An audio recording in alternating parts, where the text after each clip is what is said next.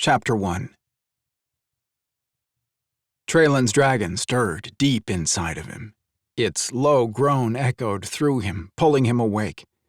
Unsure of what had woken him, he lay still with his eyes closed and let his senses take over. He was under attack. Again, his dragon groaned, rolling over inside of him and burying its head. You get this time. Coward, Traylon replied, as the soft sound of a muffled giggle filled the air. His lips twitched as he tried to act like he wasn't aware of what was about to happen. The covers of the bed tugged and moved for a brief second before it stopped. Another soft, muffled giggle escaped. At least he knew where one of his attackers was this time. Now he needed to find out where the other one was hiding. He rolled over onto his back and cracked his eyelids just enough to scan down the bed. The small lump under the covers moved stealthily toward him. From the giggle, it had to be Jade. Lifting the covers up so he could see her, he grinned when she froze. Caught you, Traylon growled in triumph before his brow creased into a frown as he studied her. What have you two gotten into this time? Where's your sister? Jade gave him a mischievous grin, causing Traylon's eyes to widen in suspicion. Alarm spread through him when she suddenly scurried up under the covers, and he got a better look at her. Was that thread holding together deep cuts to her forehead, face, and neck? And why was she turning green? Throwing the covers back, he barely had time to open his arms before she hit him in the chest with a low growl. Simba, where are you? Jade is hurt, he called out in panic as he held her up above him so he could see the injuries better. Dada, Jade squealed. Dada, Amber yelled. Traylon's eyes widened even further when he saw Amber's body falling through the air above him as she suddenly shifted over the bed. He barely had time to lay Jade next to him so he could catch the falling figure of his other daughter in his arms. He grunted and winced when her foot caught him in the crotch. He swore he was going to have to start wearing protective gear as the girls got older. A muffled curse escaped him when he saw Amber's face. Since when did she grow hair? On her face? He pulled back as she snapped her sharp teeth at him and growled fiercely. Now that he was used to. Cara! Traylon yelled as Jade, not to be outdone, crawled onto his stomach and started bouncing up and down. Cara, help! A loud yelp escaped him when Jade landed lower at the same time as Amber successfully bit down on his ear. He didn't stand a chance when they doubled up on him, which was always. The beautiful laughter of his mate echoed in the room a moment before his lower extremities were rescued from further harm. The moment Jade was safely tucked in Cara's arms, he wrapped his arms around Amber's wiggling body and rolled. The move made her squeal loudly in his ear. The thought that he didn't really need to hear out of that ear anymore swept through his mind for a brief moment before he buried his nose in her neck and nibbled. A muffled laugh escaped him when she squealed again. Pulling back, he gazed down at her with a puzzled expression. His mouth automatically opened when she reached up to it.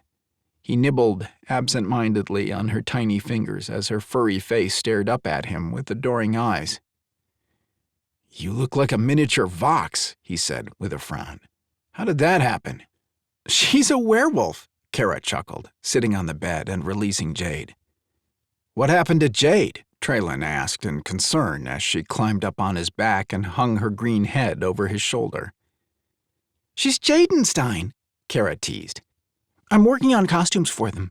I was able to create a program that will show them what they would look like dressed as different things. They both went nuts when they saw the pictures of a werewolf and Frankenstein. I'll show it to you later. Traylon pushed up as Amber rolled and stuck her butt in his face. A moment later, both girls were crawling over his back. Fortunately for him, Cara had taken Amber's place. His eyes darkened with desire as she wiggled her body under his. He pressed up far enough for her to straighten out. The movement drew squeals of delight from Amber and Jade.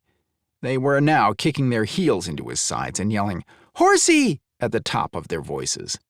Simba, a little help would be appreciated, he called out to his symbiote. I'm under attack again. A sigh of relief escaped him when Simba's huge golden figure trotted into the bedroom. The girls, seeing their favorite playmate, scrambled off of his back. He grunted when he felt a knee in the center of his back. He watched as Simba divided, catching each hyperactive toddler as they tumbled headfirst off the bed. Within seconds, twin golden ponies, complete with saddle, reins, and seatbelt, pranced out of the room. I love you, Cara whispered, watching Traylin's face soften as he watched the twins. You are an amazing father. Traylin's eyes turned back to his little mate. His gaze softened at the look of wonder and love in her eyes. He lowered his body, caging her under him. He pressed a tender kiss to her lips. You are the one who is amazing, he replied in a husky voice. You have given me so much. His eyes closed for a moment as she ran her hands up his chest and over his shoulders before burying them in his hair. A low groan escaped him when she gently caressed his lips. Pressing down, he deepened the kiss for several long seconds before he pulled back with a curse. I will be glad when it is safe to sleep without wearing clothing again, he grumbled. After what happened the last time you didn't, I think it might be a while, Cara giggled as she ran her fingers over his cheeks. That is true, he chuckled before burying his face in her neck, as he remembered Amber and Jade's delighted cry when they thought he had a new play toy for them. He had fallen out of bed trying to get away from their inquisitive reach. After that, he had started wearing loose-fitting training pants to bed.